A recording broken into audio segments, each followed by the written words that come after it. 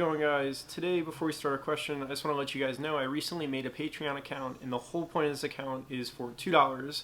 You guys can join a Discord channel that I made, and the whole point of the channel is basically for everyone to join, hopefully, and then we could basically just discuss previous interviews that you guys have seen. You guys could ask me questions directly or anyone else in the channel.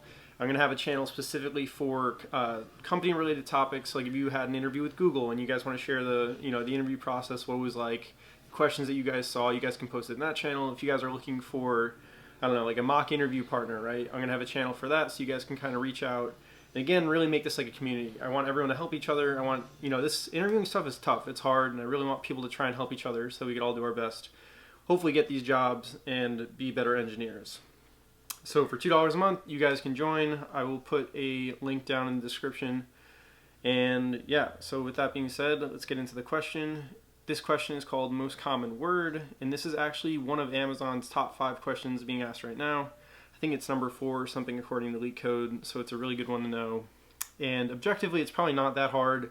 I imagine that this is probably a question that they're giving on their phone screens. I don't really think this is something that you would get on site, but who knows? I guess if your interviewer's in a good mood or they want to go easy on you or it's a Friday or whatever, maybe you'd see it. But I'm probably guessing that it's more like a coding assessment or like a HackerRank kind of test that you might get.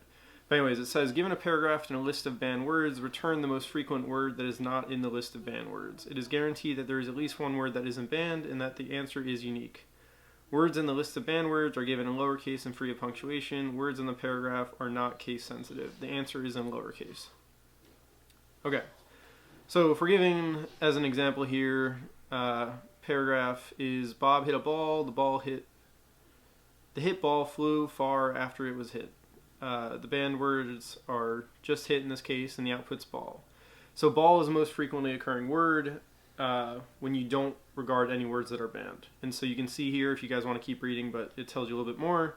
And the whole idea is that you ignore punctuation, you ignore different, case letters, so uppercase or lowercase, it doesn't matter. So the first thing that we should do is we should keep track of all of our banned words. And so a really easy way to do that is we can just throw all of these banned words into a hash set. And the reason why a hash set is good is because it'll let us know in all of one time if the word that we're currently iterating over, if it is banned or is not banned. If we use something like a list, we'd have to iterate over every single word in the list and to determine if that word that we're on is actually in the list of banned words. So we can first throw everything into a hash set, and then I think what we can do basically is we can make a hash map, and that hash map will basically count, okay, of all the words that we're actually allowed to see and that we can consider to be our result or our answer, we want to know how many times each of those words occurs. So we can throw them in a hash map. The word will map to however many times it occurs. And then we want to go through our actual paragraph, right? And this is the actual text that we need to process. And we'll check, okay, for every word in the paragraph, if the word we're on is not in the banned words, let's put in the hash map or increment its count. And then once we finish that loop, going through all the words in the paragraph, we could basically just iterate through all the keys in our hash map and check, okay, does this word, which is the key, occur the most? And we could just have a variable that basically updates if it is or isn't the most frequently occurring word. And then once we terminate that loop, we could basically just return that word. So hopefully that made sense. Let's get into the implementation. So we said we're going to make a hash set first. So hash set string, and this makes sense to just call it probably like banned words equals new hash set. And now we're going to go through all the words in our banned list, and we're just going to, whoa, my laptop almost fell. We're going to add every single word in our banned list or banned array to our banned words hash set. So we'll say for string word in banned, and we'll just say banned words, oh my gosh, words.add word. Cool. So now we'll just jump down here, and now we say we're going to make a hash map that will count all the words that are allowed, how many times they occur. So we'll say hash map string, and it's going to map to an integer, and we'll call this counts equals new hash map. Okay, so now we need to actually process the words, right? So we'll say for string word in paragraph, and what we want to do is we want to replace everything that isn't lowercase a to lowercase z or capital A to capital Z. So we'll say dot replace all and we will pass a regex that's basically saying what I just said. So lowercase a to lowercase z is okay, or lowercase a or capital A to capital Z is also okay. Everything else we're going to replace with just an empty space. And then once we've done that replacing, what we want to do is we want to just say to lowercase, and so that will convert all the letters to lowercase, just so that we don't have to deal with, like in this word, or this case, right, ball is capitalized here and lowercase here, so we don't have to deal with that sort of weird comparison. And then we'll say dot split, so we'll get all the words individually. And so for every single word after we've done this change, so again, replace all the non-characters with a space, move them all to lowercase, and then split them by a space, so we have all the words individually. We'll just say counts.put the whatever word we're on with counts.get or default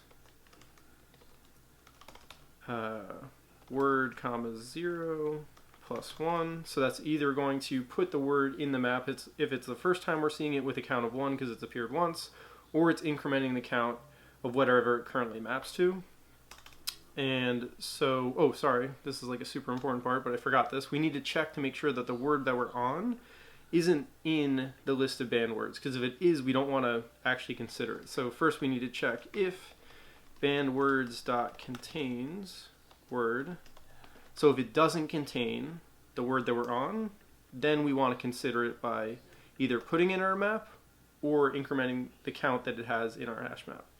So now we'll just make a string called result, and we'll set it to an empty string. Now we'll say for every key in counts.keyset, so for every key in our hash map, we just want to check if we need to update our result, right? So if the current word we're on, or the current key technically, if that key maps to a higher number than the result currently holds, then we want to update result.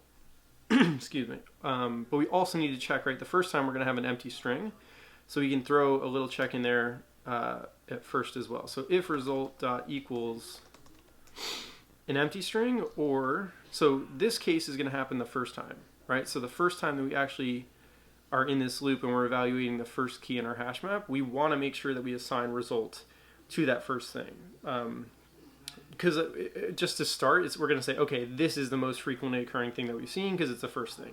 And every other time, what we're basically going to do is we're going to say if counts.get key, if that's greater than counts.get result, then we're going to set result equal to the key. So what this part's really saying is if the word or the key that we're currently on, if that occurs more frequently than whatever we previously stored in the variable result, we want to update result to store the new key. And so now when this is over, all we have to do is return our result. And let's check this out. Make sure that works, and it does. Cool. So guys, that's how to solve what is this called? Most common word in Java. Again, this is top 5 questions asked by Amazon right now. So very important to know. I'm guessing you'll probably see this as sort of like online assessment that they just send you. I don't know if you really see this on site, but either way, it's a good question to know. Make sure you guys understand it. If you guys have any questions, be sure to leave them in the comments. If you guys are interested in joining the Discord channel, I'd love to see you guys there. I'll leave a link in the description. Good luck on our interviews.